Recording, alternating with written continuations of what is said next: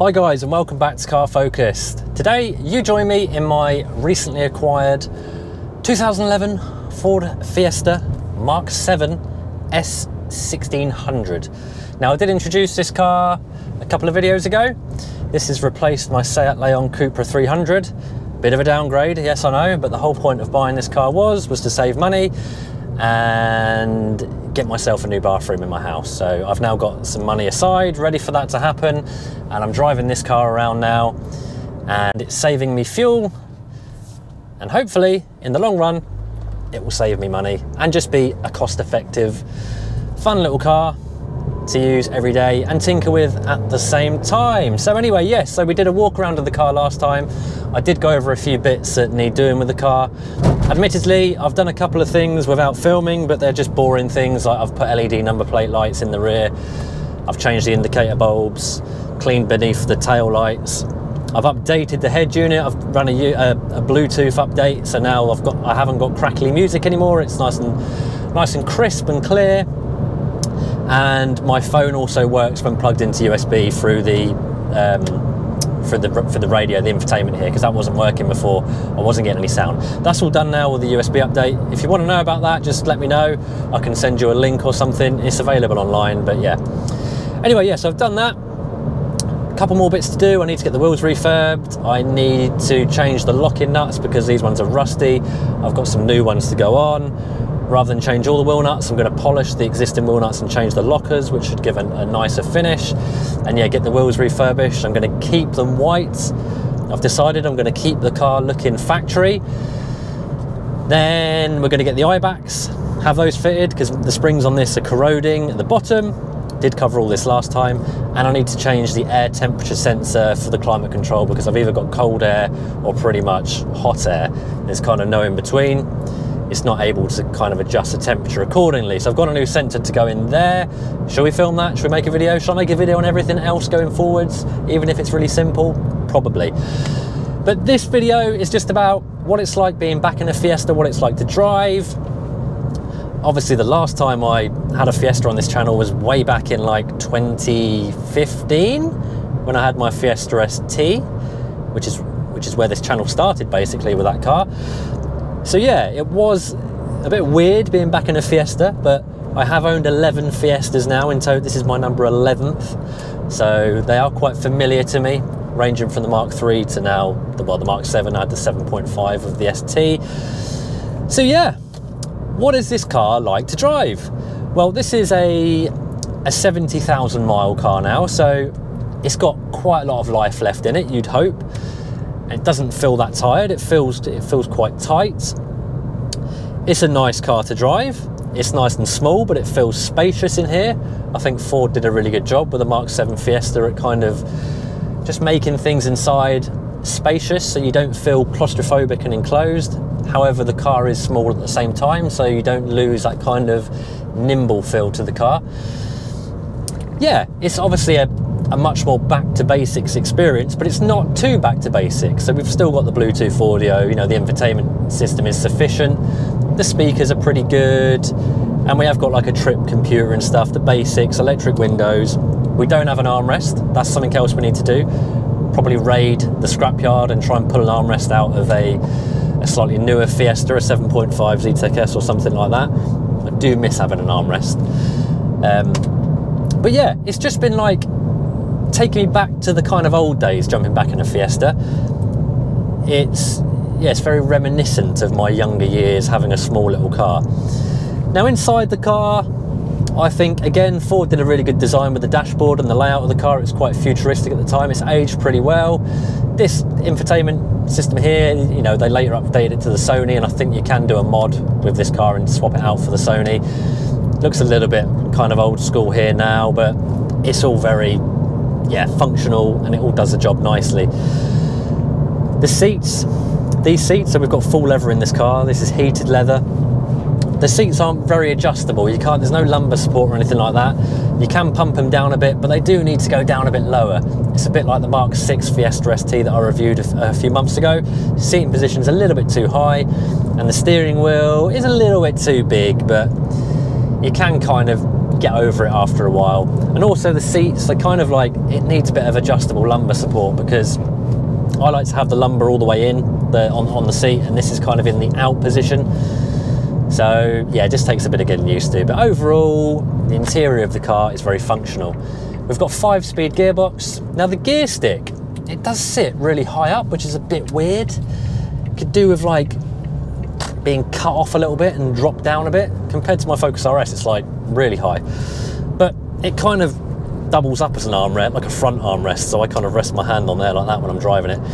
The throw as well, it is pretty long. It could do with a short shifter basically, just to kind of slicken up the throw of the gearbox, but the gear change feels pretty nice. It's your typical Ford. It's not exceptional, but it's not terrible.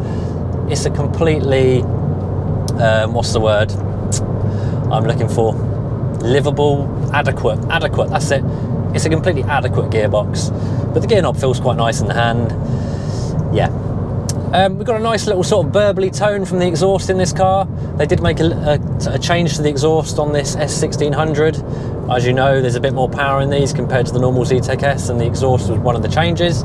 Sounds pretty nice, doesn't need to be any louder, and I wouldn't want it any quieter, so pretty much perfect from factory. Now, the car itself, great little chassis in these Fiestas, these Mark 7 Fiestas in particular. Very, very nimble in the corners. Even in like the base models, they're just really kind of reactive is the word I'm looking for. You kind of feel like the car rotates around you in these, and on a roundabout and S-bends and stuff. It's really fun. You can really just sort of throw it in. Very darty, and yeah, these chassis can take quite a lot of power. So in a car of this kind of power, you can really just push it quite hard, and the chassis will take it, no problems whatsoever.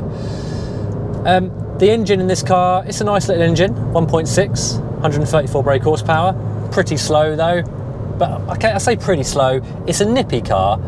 It's not horrendously slow, but compared to what I'm used to, yeah, I've really got to work to get the power. You've really got to rev it out. I'll do a little pull. We'll go down this road here. I'll turn the air conditioning off because it goes faster with the air conditioning off, and it really does. The air conditioning zaps a lot of power. But yeah, to get some speed out of this, you've got to really kind of work the revs. So we're in second gear now. Put my foot down. Nothing really happens until 5,000 revs. We'll rev up to like near 7,000, and it does actually get going quite nicely. But it's a nice, fun little power band. It's not like these modern hyper hatches, which are just too fast for the road. This is going back to basics. This is a car that you can extract every bit of power and not be going dangerously fast. And there's a lot to be said for a car like that, like this. You don't necessarily need huge power to have fun.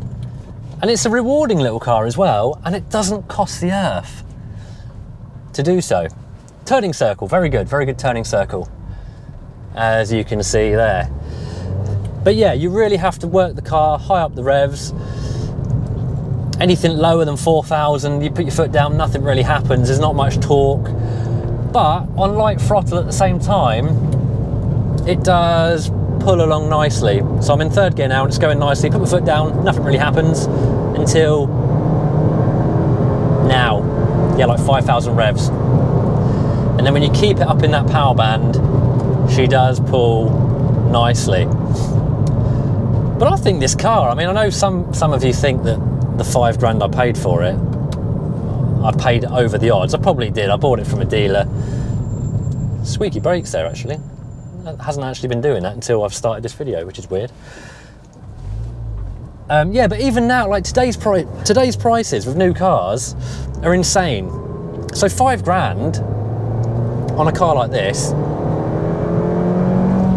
it does seem pretty good value, to be fair. So yeah, you can really push it into these corners. It's just such a darty little car. And with some suspension tweaks, I think it's going to be superb.